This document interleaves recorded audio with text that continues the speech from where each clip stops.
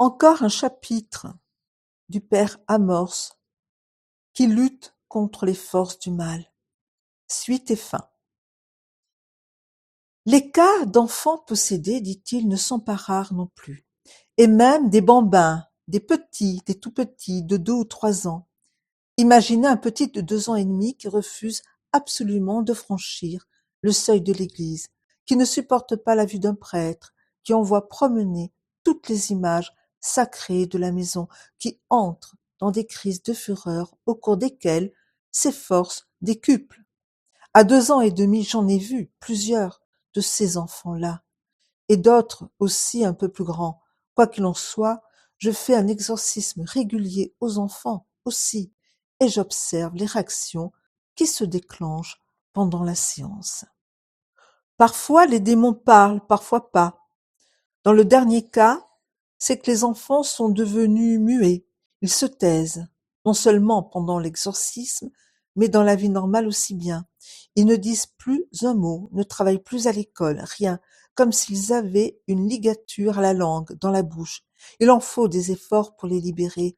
Ça ne marche pas toujours d'ailleurs. Il s'agit souvent de maléfices, sinon la faute en revient à un proche des enfants, à une personne ayant participé à des séances de spiritisme ou s'étant consacré à Satan, ou ayant aussi fréquenté des envoûteurs, des cartomanciens, même que des cartomanciens, ou encore pratiquant l'occultisme. Sur la possession des enfants, je vais rapporter le témoignage suivant. Il s'agit d'une famille. Nous avons le mari, la femme, 3 enfants. Le mari est médecin. Cet homme, naguère très religieux, ne fréquente plus l'église depuis une dizaine d'années. Le père de son épouse vit quant à lui maritalement avec sa secrétaire depuis 25 ans. La secrétaire concubine appartient à une secte satanique qui organise des messes noires. Quant à l'épouse, autrefois non pratiquante, elle s'est rendue à l'église 2 ans plus tôt pour le mercredi des cendres, et elle en est ressortie avec les yeux gonflés, douloureux, tandis que la peau de son visage se couvrait d'écailles.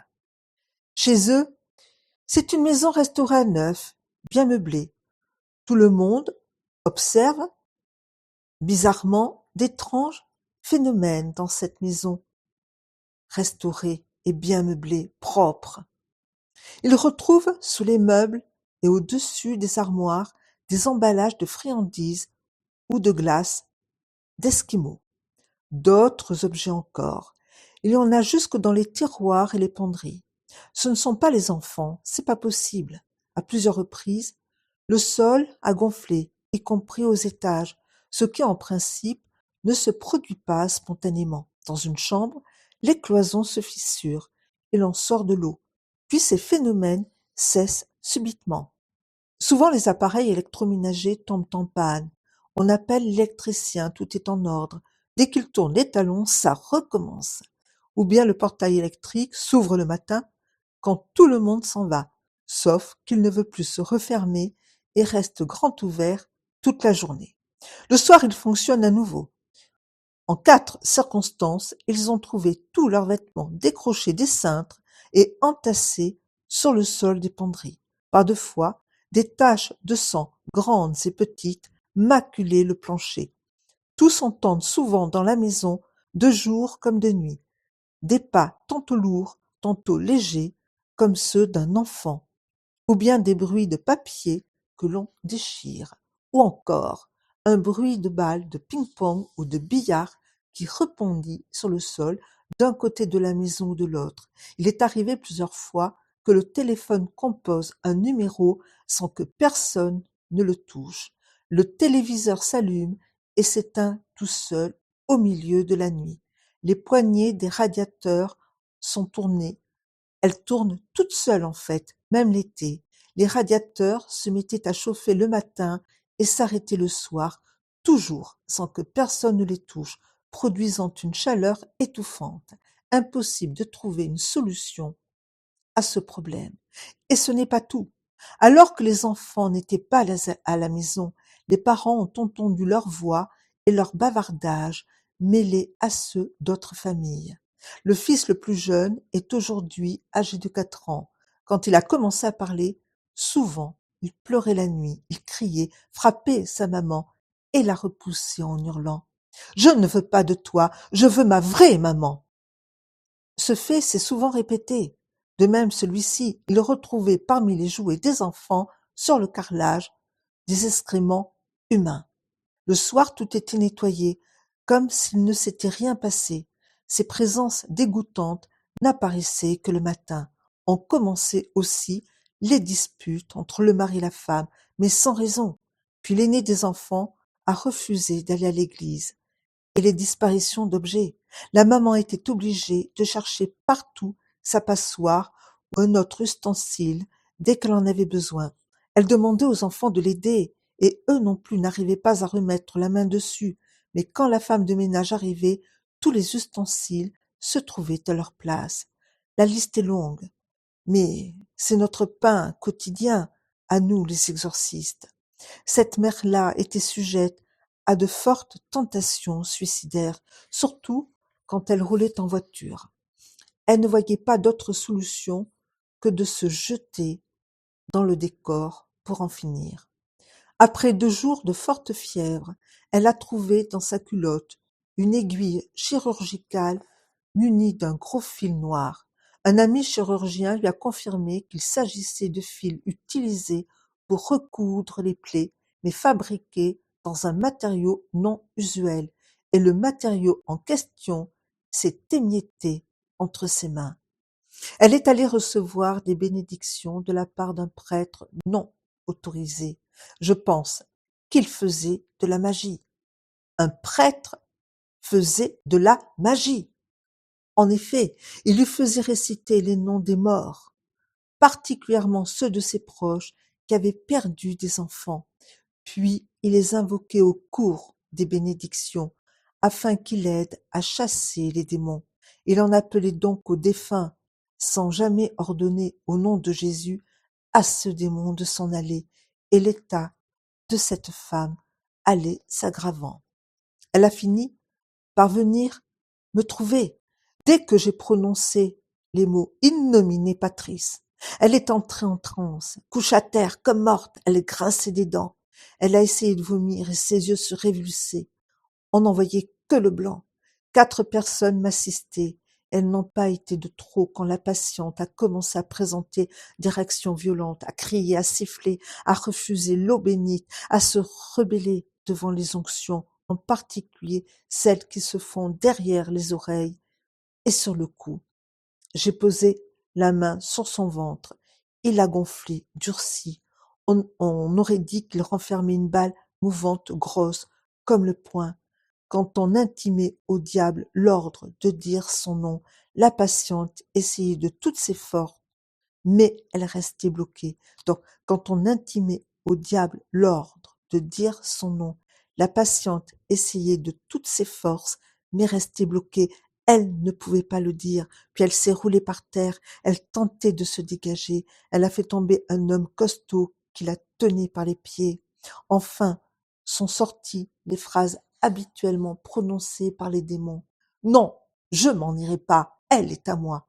La patiente a recouvré son état normal au bout d'1 heure et quart. Elle s'est sentie très soulagée quand nous avons récité la supplique à la Madone de Pompéi, c'est-à-dire la Vierge Marie de Pompéi. Quand vous rentrez dans une église et que vous prenez de l'eau bénite pour faire le signe de croix, n'hésitez pas à en mettre derrière vos oreilles et sur le cou, sur la nuque, sur chaque côté du cou et sur le devant du cou. Un autre cas très intéressant, et je dirais aux personnes qui achètent en seconde main, voire en troisième, mais non neuf, ou qui font les fripes, faites quand même très attention. Ce cas est appelé la robe maudite. Le père dit, il me paraît utile de citer ce témoignage d'une personne parvenue aujourd'hui à une libération complète. Elle dit, la personne, j'étais malade pendant de longues années. Je souffrais de symptômes physiques incompréhensibles que la science moderne ne savait pas diagnostiquer. De ces maux étranges, je n'ai pu me libérer qu'avec l'aide d'un exorciste. La première fois que je rencontrais ces problèmes, je venais de mettre une certaine robe. Une dame me l'avait donnée en insistant pour que je la porte tout de suite. Peu après, alors que je portais cette robe, j'étais prise de violentes angoisses. Ma volonté était comme paralysée. Je ne pouvais plus réagir ni parler. Je ressentais également d'autres manifestations physiques étranges et douloureuses. Mon corps se couvrait jusqu'à la taille de cloques énormes, impressionnantes, qui brûlaient de façon insupportable et se déplaçaient toutes seules. On les voyait passer du visage à la taille, traverser les bras et le buste. J'en étais couverte. Ce phénomène a duré plusieurs heures. J'en ai été délivrée par les exorcismes. Mais ils m'ont laissé des traces. J'étais comme défigurée. Je n'osais plus me regarder dans la glace. Mon visage était tellement gonflé que ça m'empêchait d'ouvrir les yeux. Mais après les exorcismes, j'étais de nouveau en forme et en paix. J'avais aussi d'autres problèmes de toutes sortes, des attaques de panique inexplicables, des paralysies subites, des dysenteries soudaines. Les médecins ne comprenaient pas. Aujourd'hui, je suis entièrement guérie grâce aux exorcismes. Donc il faut faire très très attention quand on vous donne un vêtement ou quand vous achetez un vêtement qui n'est pas neuf. Vous ne savez pas d'où il vient, vous ne savez pas qui l'a porté et quelles sont les énergies qui entourent ce vêtement. Un autre cas très intéressant. C'est une famille, de nouveau, qui se compose du mari, dentiste, de son épouse, femme au foyer, une femme par ailleurs très intelligente, et de leurs 2 filles. D'étranges phénomènes se produisent chez eux. Des bruits de pas, des présences impossibles à identifier, des coups parfois très violents, des lampes qui s'allument ou s'éteignent toutes seules, idem pour le téléviseur ou la radio, des objets qui se déplacent. Il y a un froid intense, pareil à celui d'un frigidaire, qui règne à un certain endroit de la chambre à coucher. La femme présente de fortes douleurs à l'estomac et des maux de tête, ainsi qu'une propension à la violence, à la vengeance, avec une haine profonde envers son mari. Un soir, de retour du restaurant, elle est en proie à des obsessions sexuelles dirigées vers le serveur qui lui a offert un flacon de parfum. Tout devient prétexte à disputes avec son époux, à des querelles pleines de haine et de vengeance. Mari et femme ont participé à des cours et des réunions de Nouvel Âge, New Age. Ils étaient sur le point d'atteindre leur niveau de guide. En même temps, ils participaient à un groupe de renouveau spirituel. Donc, faire attention au New Age. Résultat, la femme, toujours déprimée, nourrissait des intentions de meurtre envers son mari et des pulsions suicidaires, tout en passant sa raison du désespoir à une hilarité démente. Quand ils se sont adressés à moi, je leur ai suggéré de commencer par une confession, une communion et le pardon du cœur. Mon autre conseil était de rompre avec le nouvel âge et aussi de faire une pause dans leur activité au sein du renouveau.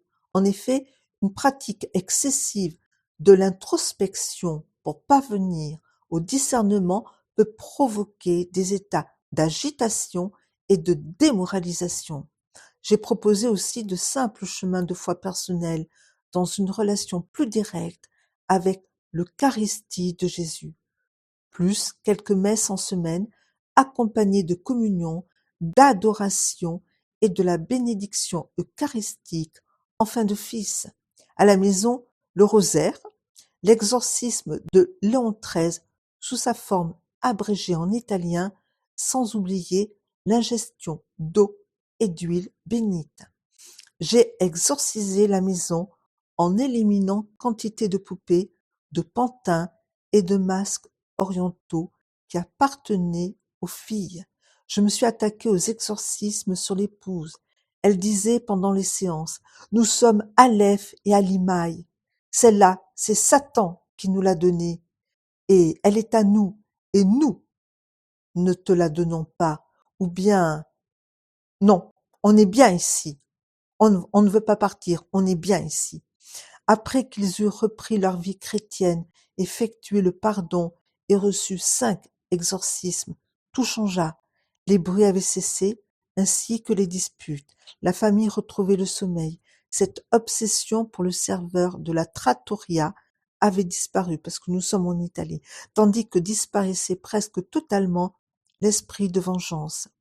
Je dirais, dit le père, qu'ils ont fini par trouver la paix. J'ai vérifié la grande efficacité, y compris de brefs exorcismes par téléphone. Actuellement, je poursuis ces exorcismes et je m'attends à une libération complète et définitive. Maintenant, on va voir le mal, ses procédés, les moyens employés. Donc, à la question: pourriez-vous nous éclairer sur les différentes modalités par lesquelles il est possible de provoquer un maléfice? Je veux dire, comment le mal s'y prend-il pour frapper la personne? Le père répond: Je dirais à cette question en présentant un schéma général du maléfice inspiré de divers auteurs, ainsi que de mes réflexions personnelles à la lumière des cas que j'ai eu à affronter directement, que le maléfice est un mal provoqué par l'action du démon. Selon sa finalité, il possède différentes appellations.